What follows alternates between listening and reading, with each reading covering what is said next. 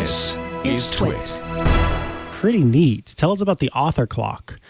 Yeah, I just thought this was cool, but it's a clock that basically shows you the time by serving up quotes that say the time in it. So the example in the header article is from James Joyce. I passed out on the road and saw by the lighted dial of a clock that it was 10 minutes to 10, which is bolded. And so it's just like, as you look at the clock, you can get some references to different books and things like that, and it just tells you the time. So God, I thought this was that's so cool. Yeah, exactly. So cool. It's just a clever product that isn't exactly I don't know. It's like smart in a different way.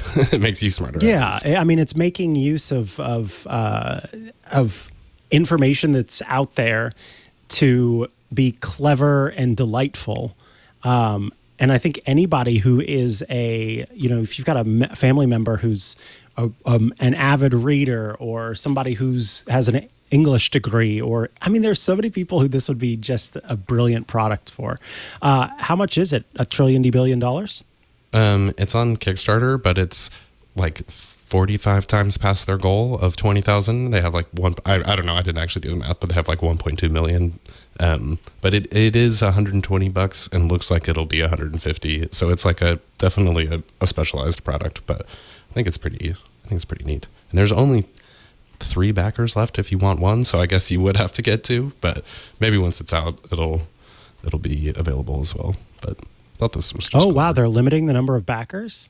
Yeah, I mean, usually they do that there was like 2,000 slots, so. Oh, gotcha. This slogan is great. A novel way to tell time. That is good. Bravo. That's good.